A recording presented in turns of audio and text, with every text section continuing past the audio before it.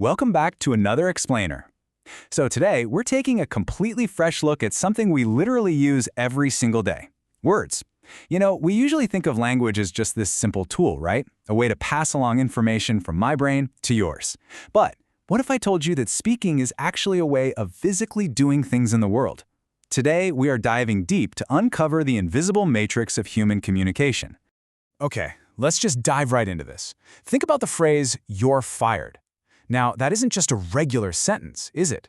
It's a literal action that immediately alters reality.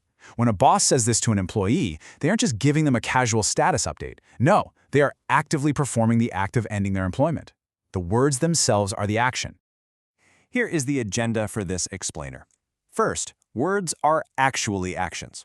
Second, the anatomy of speech acts. Third, 5 ways we change reality. Fourth, direct versus indirect communication. And finally, the bigger picture, speech events. Section 1, words are actually actions. We really do tend to think words just transfer data, but they actually perform distinct actions, which linguists call speech acts.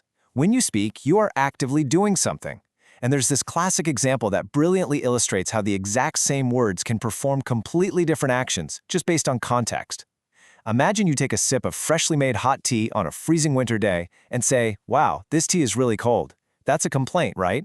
You're expressing dissatisfaction. But if I hand you a glass of iced tea on a scorching hot summer day and you say, "This tea is really cold," suddenly, it's high praise. The words literally did not change at all, but the action did. So when you're speaking, your communicative intention is usually to perform one of these common actions, making apologies, complaints, compliments, invitations, promises, or requests. You do this expecting the person listening to recognize exactly what you're up to. You want them to catch your drift, basically. But how does that actually work mechanically, like under the hood? Let's find out in Section 2, the anatomy of speech acts. Okay, so every purposeful utterance requires these 3 sequential steps to really land, whether you're, trying to warn someone about a falling piano or just trying to get them to drink some coffee. First up is the locutionary act. That is just the basic, physical act of producing meaningful sounds and words. Second is the illocutionary act. This is the communicative force or function behind those words, like making a promise or issuing a warning. And third is the perlocutionary act, which is the intended effect you want to have on the hearer, like actually getting them to heed that warning and jump out of the way. But here's the catch. For this to work, certain rules have to apply. You can't just run around saying magic words and expect them to alter reality. Preconditions absolutely must be met.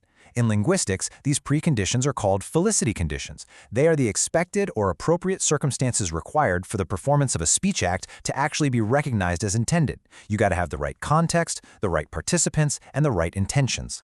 For example, think about the utterance, "I sentence you to 6 months in prison." Now, that only changes reality if the person saying it happens to actually be a judge sitting in a courtroom context. If I just walk up and say that to you right now, it's totally meaningless. The felicity conditions simply haven't been met. Moving right along to Section 3, 5 ways we change reality. Now, you might be wondering, how many ways can we actually use words to act upon the world? You'd probably think the list is completely endless, right? Well, it's actually fascinating how all human communication elegantly categorizes into just 5 distinct functions. First, we have declarations, where words literally change the world, like a priest marrying a couple. Then representatives, where we make words fit the world, like just stating a factual truth. Third are expressives, which simply state what the speaker feels. Fourth, directives. This is where we try to make the world fit our words by getting the hearer to do something. And finally, commissives, where we commit ourselves to making the world fit our words, like making a promise. Pretty much every single thing you say falls into one of these 5 buckets.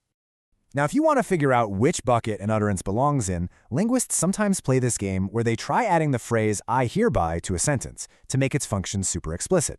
But while we could explicitly declare our speech acts like this, with an incredibly awkward sentence like, "I hereby insult you that you're dumber than a rock," we usually rely on implicit language to get the job done. I mean, saying "I hereby insult you" kind of ruins the punch of the insult, doesn't it? Which leads us perfectly to Section 4, direct versus indirect communication. This brings us to a really common mismatch, the structure of our words versus their actual function. When the structure and function perfectly match, like using a bossy imperative sentence to give a command, that's a direct speech act. But when the structure and function don't match, you're using an indirect speech act. For instance, structurally, the phrase, "It's cold outside," is just a declarative statement. It's just stating a boring fact about the weather. But functionally, in the right context, it actually means, I hereby request of you that you close the door. You are stating a fact to implicitly demand an action.